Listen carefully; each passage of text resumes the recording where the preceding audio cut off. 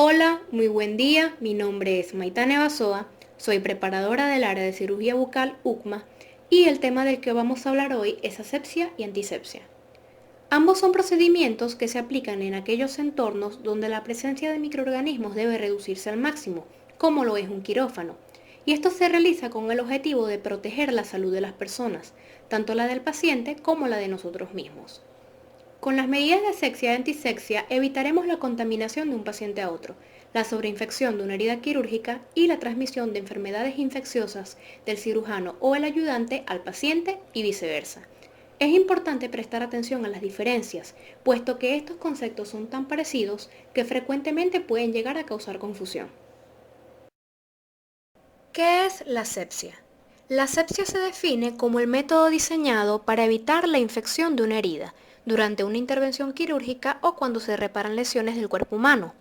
Cuando usamos el término asepsia, nos referimos a una ausencia total de agentes microbianos, lo que se consigue únicamente utilizando instrumentos y materiales estériles. En griego, el prefijo a hace referencia a negación o ausencia, mientras que sepsia significa suciedad o putrefacción, haciendo referencia a los agentes infecciosos, por lo que asepsia quiere decir en griego ausencia de agentes infecciosos. Ahora, ¿qué es la antisepsia y cómo podemos diferenciarla de la asepsia? La antisepsia se define como el conjunto de métodos y procedimientos que están destinados a prevenir y a combatir las infecciones, destruyendo los microorganismos que existen en superficies o en el interior de cosas o seres vivos. En griego, el prefijo anti significa contra y sepsia significa suciedad o putrefacción, haciendo referencia a los agentes infecciosos, por lo que antisepsia quiere decir en griego que posee la cualidad de combatir o destruir las infecciones. En base a esto podemos concluir que la antisepsia es todo el conjunto de procedimientos que llevamos a cabo para poder conseguir un estado de asepsia. Tiempo de vida de los guantes descartables. Sabemos bien que al momento de manipular al paciente debemos utilizar una serie de elementos de bioseguridad, entre los cuales uno de los más imprescindibles son los guantes.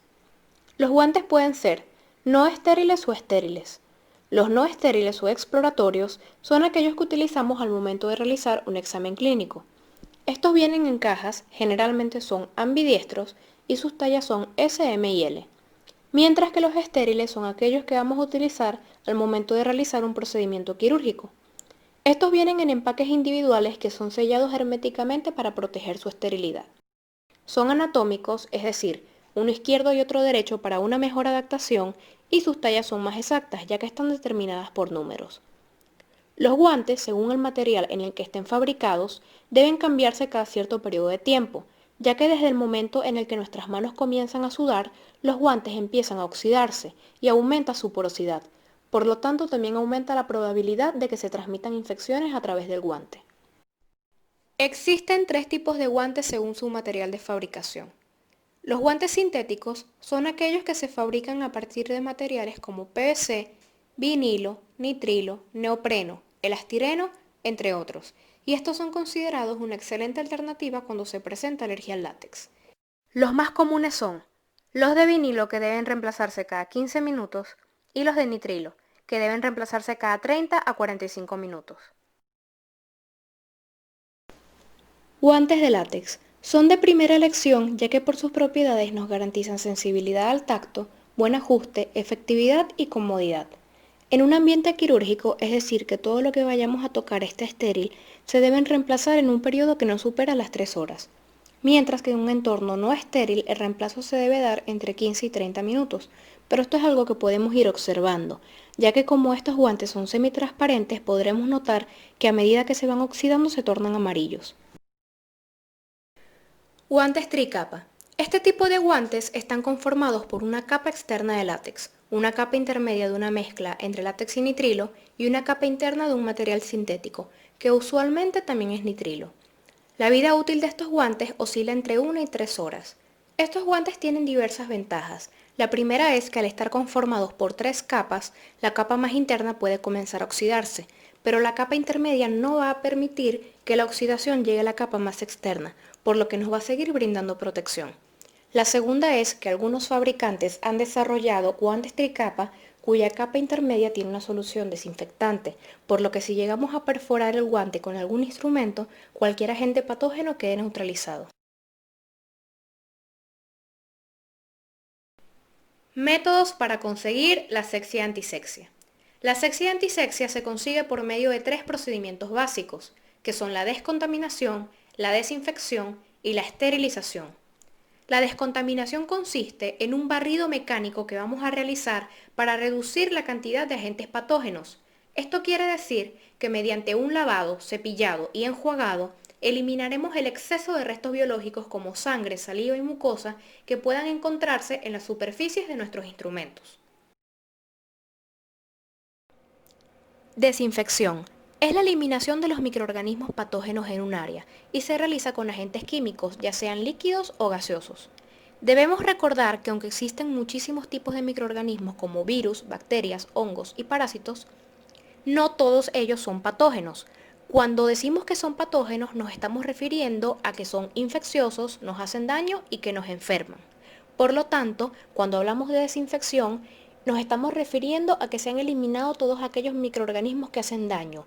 Sin embargo, no significa que hay ausencia total de microorganismos en el área. Después de haber realizado la desinfección de nuestros instrumentos, es importante enjuagarlos debido a que estos agentes químicos son muy cáusticos, secarlos y empaquetarlos para su posterior esterilización. Y la esterilización. Es el procedimiento mediante el cual se destruye toda forma de vida microbiana, sean estas patógenas o no patógenas. Esto incluye virus, bacterias, hongos, protozoarios e incluso esporas y formas vegetativas de cualquiera de estos microorganismos. Existen tres procedimientos mediante los cuales podemos conseguir la esterilización, los cuales son agentes químicos, calor y radiaciones. Agentes químicos. Estos son conocidos mayormente como antisépticos y desinfectantes. Los antisépticos son aquellos que utilizamos en superficies de tejido vivo, mientras que los desinfectantes son aquellos que utilizamos en superficies inanimadas.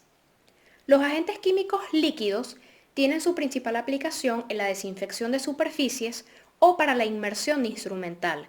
Debemos tener en cuenta que su poder germicida se ve influenciado por el tiempo de actuación, la concentración de la solución, temperatura, presencia de grasa, sangre, entre otros residuos orgánicos. Los agentes químicos líquidos se clasifican según su nivel de desinfección, los cuales son desinfección de bajo nivel, desinfección de nivel intermedio y desinfección de alto nivel. La desinfección de bajo nivel es capaz de eliminar a los virus, bacterias y hongos, a excepción del Mycobacterium tuberculosis y las esporas bacterianas. La desinfección de nivel intermedio es capaz de eliminar a los virus, bacterias y hongos, incluyendo al Mycobacterium tuberculosis, pero no a las esporas bacterianas. Y la desinfección de alto nivel es capaz de eliminar a los virus, bacterias y hongos, incluyendo al Mycobacterium tuberculosis y a las esporas bacterianas. Por lo tanto, la desinfección de alto nivel es la más apropiada al momento de realizar un procedimiento quirúrgico. Ahora, ¿cuáles son los agentes desinfectantes que podemos encontrar en cada uno de estos niveles? Los agentes desinfectantes de bajo nivel son los siguientes. Hipoclorito de sodio a 1000 partes por millón. Este no es muy recomendable por su efecto tóxico, por lo que se usa únicamente para descontaminar superficies como el suelo y las paredes. Los compuestos del amonio cuaternario. Estos actúan fácilmente en superficies y son poco tóxicos para los tejidos. Y sales metálicas como compuestos de mercurio, compuestos de cromo, compuestos de plata y compuestos de cobre. Agentes desinfectantes de nivel intermedio. Podemos encontrar a los alcoholes, los cuales pueden ser etílico al 70% e isopropílico entre 70 y 90%. Una de sus principales características, además de ser antimicrobiano, es que es un muy buen solvente de otros productos, entre ellos muchos antisépticos y desinfectantes, potenciando su actividad. Clorhexidina al 0,5%. Es comúnmente utilizada como colutorio. Colutorio quiere decir enjuague bucal. Derivados fenólicos. Entre ellos podemos encontrar alfenol o ácido fénico, cresoles, paraclorofenol, hexaclorofenol, eugenol y timol. Y por último las tinturas de yodo, entre los cuales encontramos al yodo diluido en alcohol al 10% y la povidona yodada. Agentes desinfectantes de alto nivel. Tenemos al peróxido de hidrógeno al 6 o 7% o agua oxigenada, el cual es un enérgico desinfectante que actúa gracias a su capacidad oxidativa, por lo que es muy efectivo contra bacterias anaeróbicas. Aldehídos, como el formol, formaldehído al 37%, glutaraldehído al 2% y glutaraldehído fenolado. El glutaraldehído al 2% es uno de los antisépticos más efectivos y utilizados a nivel hospitalario. Se puede conseguir esterilización total dejando en inmersión por un lapso de 6 a 10 horas. Gluconato de clorhexidina. El gluconato no es más que una sal que se utiliza para solubilizar la clorhexidina, la cual se potencia obteniendo una concentración de clorhexidina de hasta el 20%. Y por último, solución de clorhexidina al 0,5% con alcohol al 70%. Tanto el gluconato de clorhexidina como la solución de clorhexidina al 0,5% con alcohol al 70% son utilizados para la antisepsia general de la piel, al momento de prepararla para procedimientos quirúrgicos y desinfección intrabucal.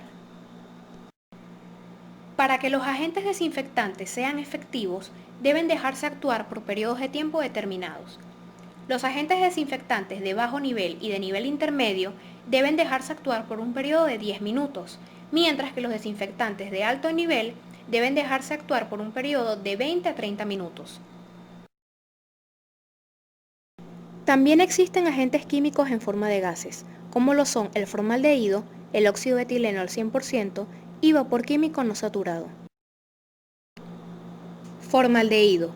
Es un muy buen bactericida y germicida, pero es irritante y de acción lenta, de aproximadamente 48 horas. Se usa en forma de pastillas de formalina o trioximetileno, que desprenden el formaldehído en el interior de una caja o recipiente metálico en la que el gas circula libremente. Óxido de etileno al 100%. Es de gran eficacia y requiere de 6 a 12 horas de exposición en una cámara a 60 grados centígrados, presión normal y humedad adecuada. Los objetos que se vayan a esterilizar con este método deben estar en recipientes metálicos y sellados herméticamente. ¿Cuáles son sus desventajas? Es un sistema de costo elevado y él solo en presencia de oxígeno es inflamable, por lo que se mezcla con otros gases como el dióxido de carbono para poder evitar este peligro. De igual manera debe usarse con mucha precaución, por lo que es obligatorio el uso de tiras indicadoras que cambian de color cuando entran en contacto con este gas y así nos advierten de su presencia. Hay que tomar en cuenta que algunos materiales como las gomas aspiradoras y las fibras artificiales absorben estos gases tóxicos, por lo que es conveniente que después de que pasen por el proceso de esterilización se aireen por un periodo de 48 horas. Vapor químico no saturado. Consiste en someter a una solución química bactericida, normalmente alcohólica, a una temperatura de 130 grados centígrados y a una presión de 2 kilogramos sobre centímetro cuadrado, en un recipiente metálico y hermético. De esta forma, se obtiene la eliminación de todos los microorganismos en un periodo de solo 10 minutos. Este sistema es rápido, eficaz y evita la corrosión y pérdida de filo de los instrumentos cortantes, las turbinas y las piezas de mano. Esterilización por medio de calor. El calor puede ser seco cuando no hay presencia de agua o húmedo cuando hay presencia de agua, y en cada uno hay una variedad de métodos. El método de calor seco más utilizado es el aire caliente, que también conocemos como horno esterilizador. Este deshidrata las bacterias mediante la oxidación y puede utilizarse en instrumentos afluentes con agua. ¿Cómo funciona el horno esterilizador? En un recipiente metálico bien aislado y de paredes dobles, llamado estufa de Pau-Pinel, el aire es calentado mediante una resistencia eléctrica. El aire caliente asciende y desplaza al más frío hacia abajo, donde es calentado. De esta forma se consigue un ambiente homogéneo de aire caliente. ¿Cuáles son sus desventajas? Es un método más lento que el calor húmedo. No se recomienda para instrumentos con partes soldadas, debido a que las altas temperaturas pueden fundir la soldadura. Tampoco se recomienda para esterilizar instrumental rotatorio. Relación tiempo-temperatura. Si el horno esterilizador va a estar a 170 grados centígrados, el tiempo que va a tardar en actuar van a ser 60 minutos. Si está a 160 grados centígrados, tardará 120 minutos. Si está a 150 grados centígrados, tardará 150 minutos. Y si está a 140 grados centígrados, tardará 180 minutos. El flameado. Este era el método que se utilizaba antes de que existieran alternativas como el horno esterilizador o el autoclave. Actualmente está en desuso. Consiste en colocar un instrumento repetidas veces directamente en la llama, durante intervalos muy cortos de tiempo.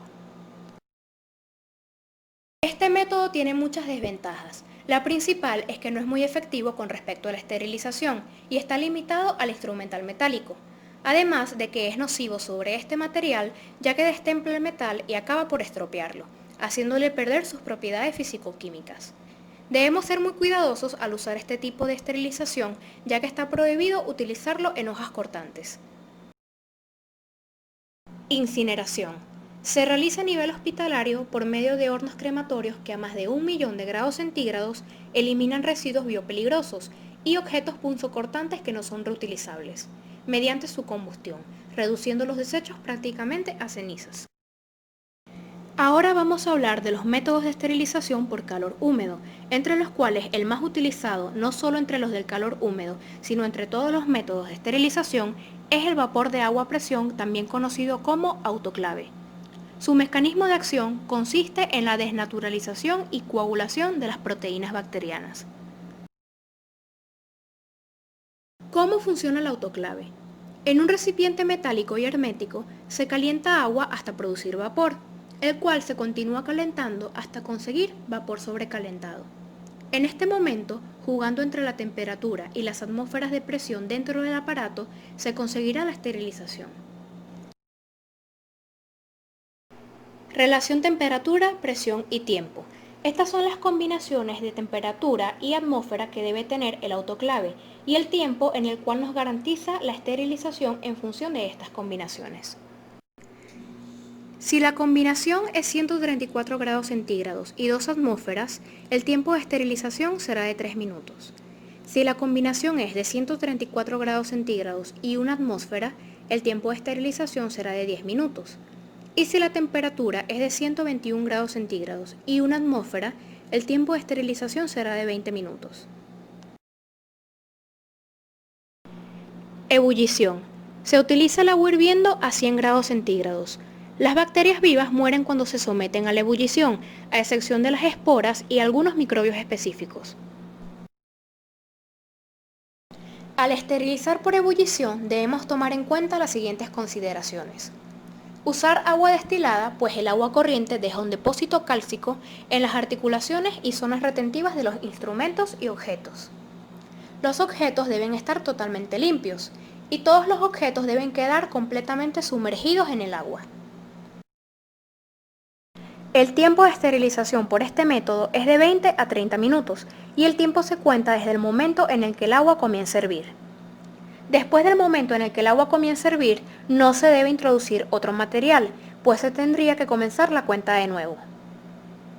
Tenga en cuenta introducir el instrumento después de que el agua comience a hervir, para evitar que se oxide. Sus desventajas. El punto de ebullición depende del contenido en sales minerales del agua, así como de la altitud sobre el nivel del mar del lugar en el que nos encontramos. La ebullición del agua muy rica en sales produce precipitados cálcicos en los instrumentos, y la ebullición no destruye esporas bacterianas ni determinados microorganismos, como los productores del tétanos, el carbunco, la gangrena gaseosa, entre otros. Y por último, la esterilización por medio de radiaciones. Las radiaciones se utilizan a nivel industrial, ya que permiten esterilizar agua y habitaciones completas. Se debe tener presente que estas radiaciones pueden producir lesiones cutáneas y oculares por exposición inadecuada, inadvertida o excesiva. Los tipos de radiaciones utilizados para esterilizar son la radiación gamma, la radiación beta y la radiación ultravioleta. Radiaciones gamma. Se aplican en procesos de esterilización industrial en cadena de materiales y productos de un solo uso, como batas, suturas, hojas de bisturí, agujas, entre otros, que tras ser empaquetados pasan a través de una cámara de radiación mediante un sistema conductor de banda sin fin. Sus desventajas. Los rayos gamma tienen un gran poder de penetración, lo que los hace muy eficaces, pero esto a su vez obliga a tener fuertes medidas de seguridad y de protección en las instalaciones y del personal. Además, requiere de grandes instalaciones y son de costo elevado. Radiaciones beta. Su poder de penetración es mucho menor que las radiaciones gamma, lo que conlleva a varias desventajas. Por ejemplo, que los procesos de esterilización tienen normas muy estrictas y complicadas.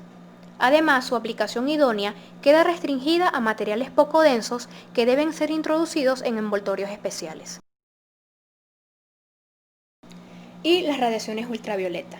El poder de penetración de estos rayos es aún menor, por lo que su aplicación es solo como germicida.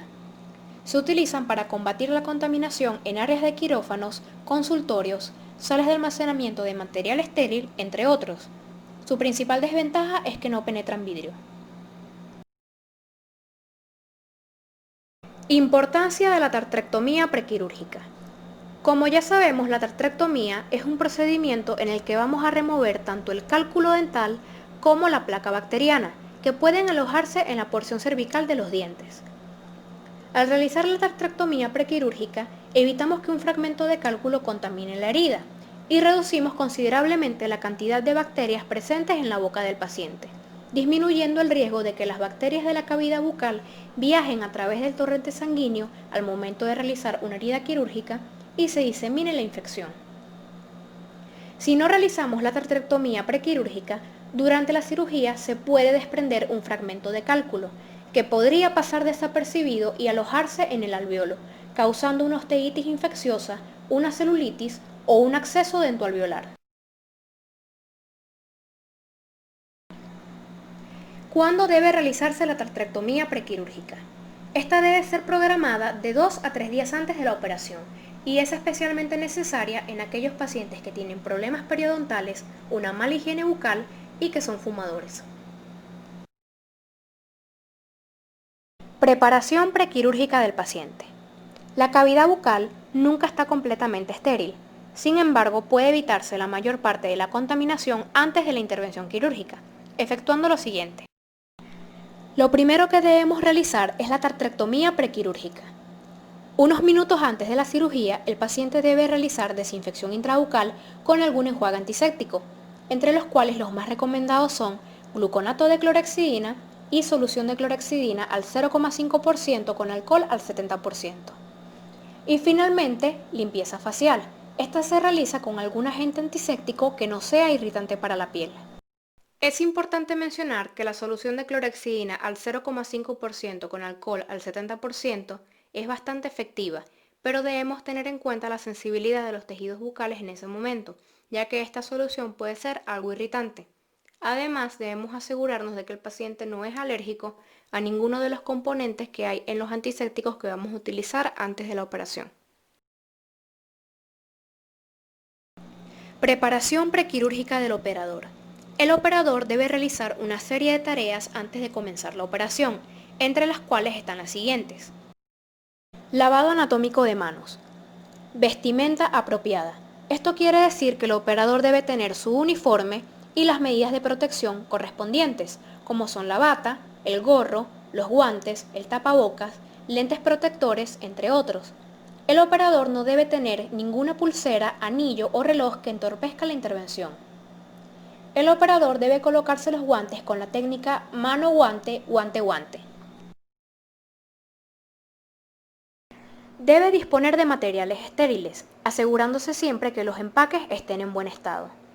Seguido a esto, debe preparar el campo quirúrgico y disponer de un área destinada únicamente a desechos y materiales de un solo uso. A continuación, vamos a ver unos videos con explicaciones detalladas sobre cómo es el lavado anatómico de manos y la colocación de guantes estériles con la técnica mano-guante, guante-guante. El día de hoy nos vamos a lavar las manos, pero antes no olvides retirarte tus anillos y reloj. Para entender mejor este ejemplo voy a utilizar guantes para que puedan evidenciar la superficie que debería cubrir el jabón, que en esta imagen es reemplazado con pintura verde. El primer paso es frotar con fuerza las superficies o palmas de las manos para crear abundante espuma. El segundo paso se aplica para ambas manos, que es fregar el dorso de las manos y entre los dedos, tratando de ubicar la mayor superficie posible. Pero vemos que los dedos y los nudillos no están cubiertos, para eso tenemos el tercer paso, que es fregar los nudillos contra la palma y viceversa. Después vemos que los pulgares no se encuentran cubiertos, para eso tenemos que fregarlos o restregarlos circularmente, una mano después de la otra. Observamos que hay áreas que faltan, junto con las uñas, que se trata de una de las áreas más sucias de las manos. Para eso tenemos que restregarlos, las uñas contra la palma contralateral.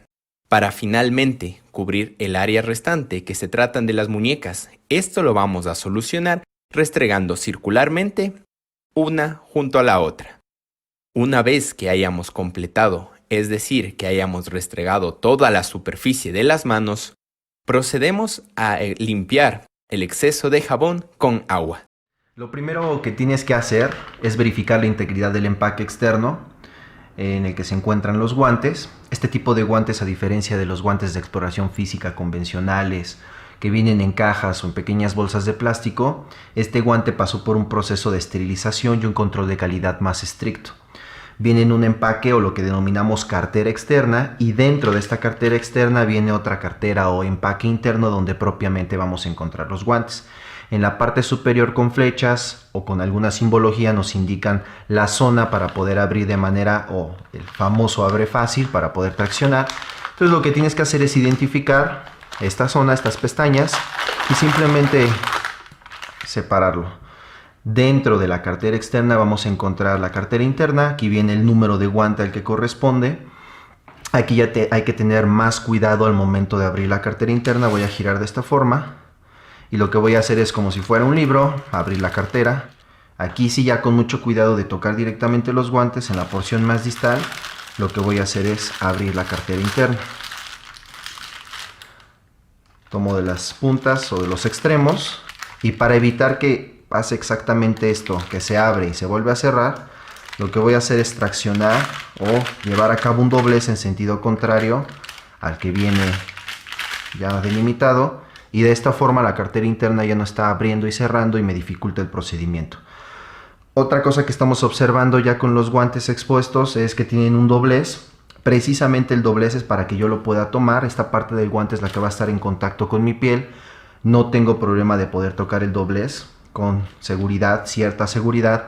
Lo que hay que evitar tocar es la parte externa, toda la superficie externa del guante. Si no, si lo llego a tocar, ya estaría contaminando y el procedimiento también no tendría sentido. Algo importante antes de colocar los guantes: recuerda llevar a cabo una higiene de manos.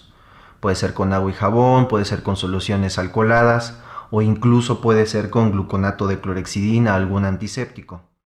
Voy a tomar del doblez y lo que voy a hacer es introducir mis 4 dedos, ¿no? Voy a evitar o voy a desplazar el guante de esta forma para evitar que se pierda el doblez que originalmente ya tiene.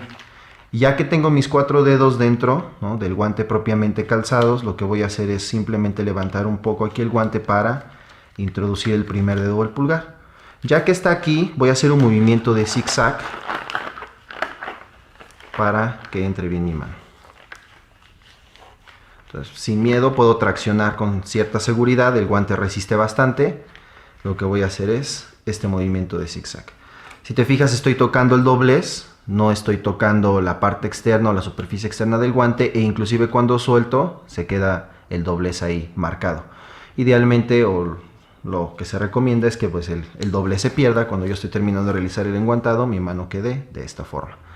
Ya con esta mano enguantada es más fácil o con más seguridad poder tomar el otro guante, pero de cualquier forma tengo que evitar con mi mano que no esté enguantada tocar directamente esta mano ya con el guante colocado para evitar contaminarlo. Entonces lo que voy a hacer es introducir mis 4 dedos aquí en el doblez, aunque ya venía marcado, y lo que voy a hacer es nuevamente evitando hacer esto porque corro mucho riesgo de que con mi mano toque el pulgar y contamine el guante. Entonces separo el pulgar, los 4 dedos están protegidos, voy a abrir aquí la entrada del guante y voy a introducir nuevamente mis 4 dedos, identificando o buscando la entrada de los mismos. Aquí ya tengo los 4 dedos ya listos para calzar el guante. Nuevamente voy a introducir el 5.º dedo y voy a hacer un movimiento de zigzag.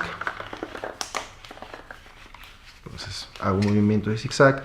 Si te das cuenta, aquí en esta parte superior, el hecho de que yo tenga mis dedos dentro del doblez protege el hecho de que toque directamente con mi piel el guante y lo contamine. Tracciono con seguridad y simplemente termino de realizar el enguantado. Si necesito ajustar el guante, ya con más tranquilidad lo puedo llevar a cabo. Puedo tomar de esta parte y jalar un poco más para que se ajuste bien a mis dedos e iniciar el procedimiento que voy a llevar a cabo. El asistente operatorio es indispensable en una cirugía y tiene múltiples funciones antes, durante y después de ella. Antes de la cirugía, debe preparar la unidad dental aislándola con papel Emboplast. De esta forma evitaremos la contaminación de un paciente a otro. Indicarle al paciente que pasa el quirófano. También puede hacer la función de hacerle compañía y relajarlo mientras el operador se está preparando.